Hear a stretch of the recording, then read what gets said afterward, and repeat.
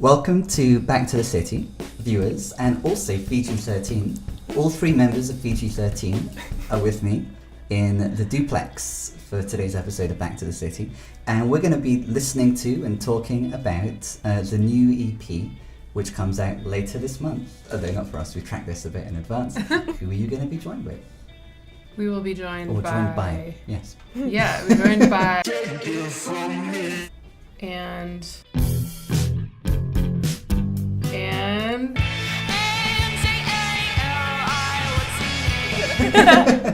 We'll just have you overdub. Yeah, exactly. And I can be and... Whoa, whoa.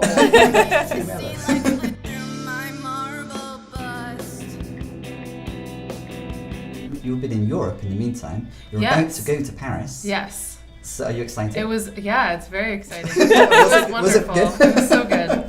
Welcome back. Thank you. It flew by. Yeah. People who have not yet encountered FIJI-13, thank you for randomly watching this. You've been missing out. Let's give said people a quick sense of what the band is like. So you've described yourself. My favourite description of FIJI-13 that I found in a FIJI-13 post was feminist sister punks who will blow you a kiss and then flip you off. And I think that does combine many of the attributes of FIJI-13. Another description, I think on the Bandcamp, it says Hillary plays bass, Heidi plays guitar, Steve plays drums, Steve is not our sister. Yeah. We wish he was, though. Yeah. And lyric-wise, treat her nice, treat her kind, or else I'll make you fucking blind. I think through the medium of a lyric, that does what the description of the band does as well. Another favourite of mine is, this interview will not just be me talking. So far it has been. You're doing great. From Blurry Dream Boy, which is I think like one of the most interesting, counterintuitive ones. I'll be better off having dreamed about you, but not having to deal with your shit. Is the conclusion that one of the sisters or the two sisters together come to. Whilst reflecting on the blurry dream boy, a boy first encountered or dreamed about. Dreamed about at some point. So yeah, we've got a sense of the ethos of the band. Let's now think about how the band came to be, because Hillary, I first witnessed you performing with Wheeler Willows, and you play and you teach cello at Music Lab. Yes. Yeah. And for example, you play on the new Astral Samara song that I was talking in depth with Alex recently, with Alex Atkinson. So you've been very, very active in the music scene for a long time, and you've been sisters with Heidi for an even longer time. Yes. So true. But FIJI-13, which year did it come to be? Is it 2 years ago? 2 years ago. 2 years ago. So how and why did it come to be 2 years ago? Well, Heidi's the best human ever, and I have Hilarious. always wanted to play music with her. And she had this little baritone ukulele, and I was always wanting to learn bass. I wasn't expecting FIJI-13 to begin with a ukulele. I know, right? and an acoustic bass. And an acoustic bass, yeah. We're like, So I bought her an electric guitar for her birthday, and I said, now you have to be in a band with me. So remember how she said I was the best person ever?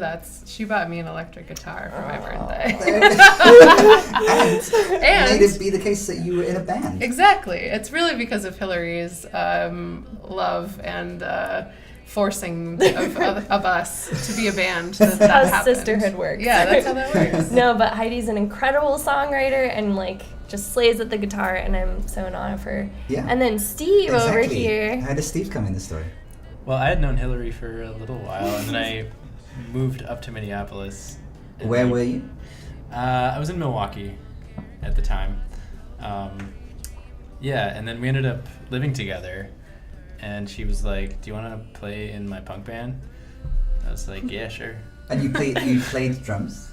Not really. But it's a punk band. I happen to have a drum kit. So. Yeah. So, it was kind of all of us wanting to, play these instruments. But not really knowing how. Not knowing how. And so Yeah, had you played bass in any band previously? No, it had always been a dream of mine. A blurry dream. A blurry dream to play the bass. But in this case, the dream was good to convert it into a reality. Yeah, It definitely. was worth the time. Sure Yeah. was. Unlike the boy would have been. Yes, yeah, no time for that one. Okay, so you have the band, and Heidi had already been writing some songs. Is this right, on ukulele? Or at what point did Hillary become aware that Heidi was a great songwriter? We had mostly, when we were playing together on ukulele and acoustic bass, we were like playing cover songs of like T.I. rap songs. Or like really raunchy songs, but like Yeah. in a super cute way. In a very cute Yeah. way. And so I think Yeah. we just started, I don't know how it even started that we started writing songs. We just sort of decided to start doing it and then we did it. Yeah. So you were playing like hip hop songs that were raunchy, but you were playing them in a cute way. Yeah. And then that led to the raunchy but cute punk songs. Yeah, that you somehow. Just flip flop it Somehow. around. Just Yeah. to exchange the ukulele for an electric guitar and make the bass go electric and add Steve. Yeah. Exactly. Yeah. There you go. So you have a band and you're working on songs. You're feminist sister punks, but also it's like surf punk. C-U-T-I-E, see the way you stare at me. Alternative feminist punk sister surf Minneapolis. I think those are the tags for Bandcamp. But I know, no way, you're not getting this today. How did you go about developing, tentatively say, the sound that you have? And do you think you have like one sound? That's a good question. I think the surf It's like is sort of a series of passing. questions to confuse you. Yeah, the surf is sort of it's like passes through here and there, Yeah. and maybe is more influenced by maybe some of the music that we listen to more, Mm. and that I'm thinking of sort of like Ty Segall or La Luz, like some of those bands that we sort of, when I think of the songs that I want to write, that I want them to sound like, Yeah. and whether or not they actually sound like that in the end is maybe it's more of an intention of Yeah. surf. That's another But good that thing about whatever being it winds up a being punk. is Yeah. is maybe something different, but Yeah. the intention of it is there. Yeah, and I think both Heidi and I write songs for Yeah. this project, and Yeah. we both have very different writing styles too. Yeah. That we just kind of So- like. so actually- yes, they do. Well, like, so we were like practicing the other day, and Hillary just like basically wrote a song in like 10 seconds. Yeah. That's gonna be on that EP. Oh, cool. Yeah. Which one is that? Shred Too Hard. Oh, great. Yeah. Yeah, so The I think. mascara's running. And, Exactly. Nail stuff is- polish chipping. Those are Yeah. all just like ad libs. Miniskirt is Freestyle lyrics. Tearing. It's tearing. Yeah. Yeah, so I think I kind of write my songs in just like a just kind of word and music vomiting, and Heidi Yeah. has like really thoughtful, witty lyrics to her songs, and hers are more like planned out and like, I would say that's very true. yeah. Yeah. Okay. So there's not one cohesive style, really.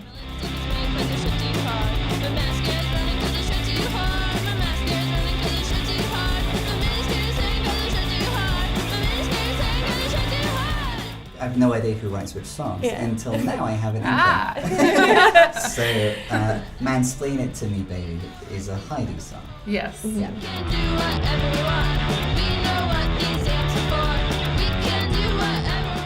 And "Shred Too Hard," we already know is a Hillary song. "Hey Mr. Meet My Sister" is a Heidi song. I think we kind of wrote that one co-wrote that together. one. Yeah. We co-wrote that. Yeah. Is it kind of introducing each other? Yeah. To Yeah. to everyone. to Mr. and whoever Mr. is. To the various Misters. Hey, mister, meet my sister! "Cool Boobs" That is was a Heidi song. Yeah, which Yeah. is based on You the wrote the true first story. verse and I Oh, wrote you wrote the the second second one because I verse. was stuck. That's right. So I guess that's Co-wrote. co-wrote. Yeah, for sure. Yeah. Okay, so in the first verse, that's when, if you're at the bar and you're scoping out the lady, so obviously this is addressed to a man, and you're advising him Yeah. if he wants a particular lady to want in turn to have his babies, then What he shouldn't do is tell her that she's cute or tell her that she's smart. There's a rhyme with fart coming up next. And then what you should do is Hey, mister, meet my sister. tell her that she's got cool boobs. Thinking you might miss her. That's a surefire win. Yeah. And that's actually based on a true story. What's the story? Well, my bandmate from We Are the Willows, Pete. Yep. Peter Miller. Peter Miller, Yeah. yep, the glorious Peter Miller. He was at a bar with like I don't remember what the scenario was, but he overheard a conversation or like was with an old high school buddy who was like getting kind of drunk and saying like, oh, I can pick up any lady in this bar. What was the story? I He was like, I Yeah. can pick up any lady in this bar, and I'm just gonna say one thing to her. Yeah. I'm just And- gonna say like, you got cool boobs, and I can totally like Take her home with take me. her home with me. And he walked Also, up to somebody, and it yes. worked.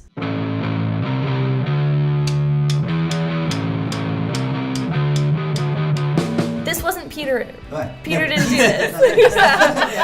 Someone Peter was with did this. I would go out of my way to edit that to make it even clearer that Peter did not. say Yes, so. thank you. This one, it would You will be appreciate that. quite implausible. Yeah. But If it's he been doesn't sort say of that, like it's a joke incredible. story. It's been a joke story within our friend group for a while. Yeah. That you could just walk up to a girl in a bar and say like, hey, you got cool boobs. But this And person like she'll throw herself at you. Good. Yeah. Yeah, it And- did. and did. It happened. Apparently. That's disappointing. I know. Or very impressive. Yeah. Well, yeah, I mean, I don't know. Yeah. so, I don't think maybe- this song is encouraging that behavior. No, I do No. exactly. So to get kind of slightly ahead of ourselves, I think there's an interesting relationship between that Heidi song and the new Heidi song, "Mansplain It to Me, Baby," because again, it's kind of ventriloquizing. Uh-huh. Even though that story came from like a man actually claiming this absurd thing and doing this absurd thing, when you deliver it, there's irony. Yeah. Of course. Like, Don't at face actually value, do this. Don't Yeah. actually do this. Yeah. And even more so, don't actually mansplain it to me. Yeah. So just focusing on those two songs, Mm-hmm. there's a similarity in the style of humor Uh-huh. and the use of irony in particular. What do you think the relationship between those two songs is? That's a really good question. I guess both of those were written sort of within little time capsules of each other. So Yeah. the Cool Boobs one was sort of based on this funny story and was sort of about telling a funny story that had happened and was sort of like, oh, that's so ridiculous that that happened. That would make for a funny song.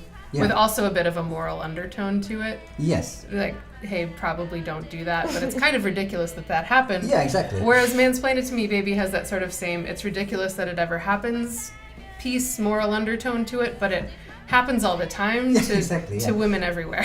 On the one hand, So- that's ridiculous. Yeah. How can we believe that that happened on this one instance? There are Yeah. so many instances where that, of course, the likelihood of that happening is so slim. Yeah. On the other hand, that's ridiculous because it happens, It happens all the time. freaking time. Yeah.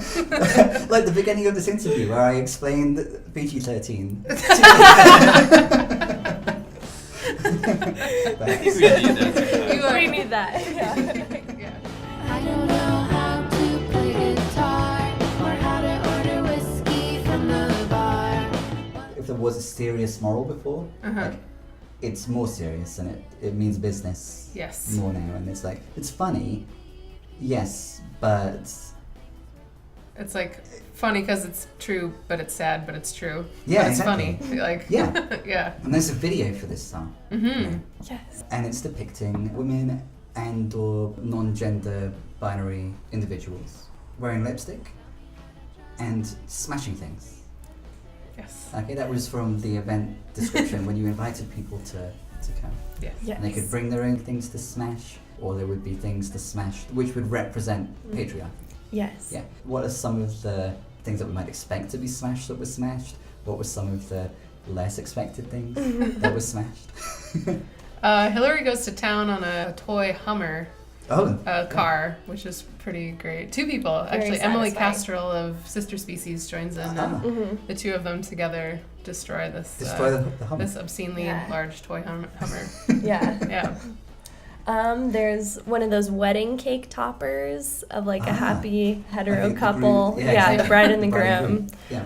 There was a snow globe Ooh, that was smashed with a frying pan Oh, midair. nice. Yeah. That's Yeah. creative. There was an emoji piggy bank that was also smashed. A vacuum cleaner. So many great things. Watermelons. Watermelons. Like a dollhouse. Yeah, dollhouse, phallic cucumber, which we don't condone, like, No. Don't. Yeah. but just symbolically smash away. Symbolic smashing of the patriarchy. Yes. Does Steve smash anything in the video? I wasn't there. Yeah, we wanted Yeah. it to be. I was, yeah. Yeah, even though it takes everybody of all genders to tear down the patriarchy, we Yeah. wanted it to be just like a Those aren't shots I had to be in. yeah. Yeah, exactly. I think Yeah. There are some shots of the band playing music, and Steve is in those.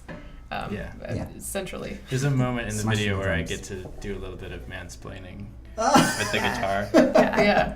It's pretty great. Of course I don't think you're being a prick, 'cause you know I'd rather be sucking your Often, I think it's when the songs have this irony that they kind of sound a little bit softer. Because then, like, obviously the irony is kind of the biting thing. Mm-hmm.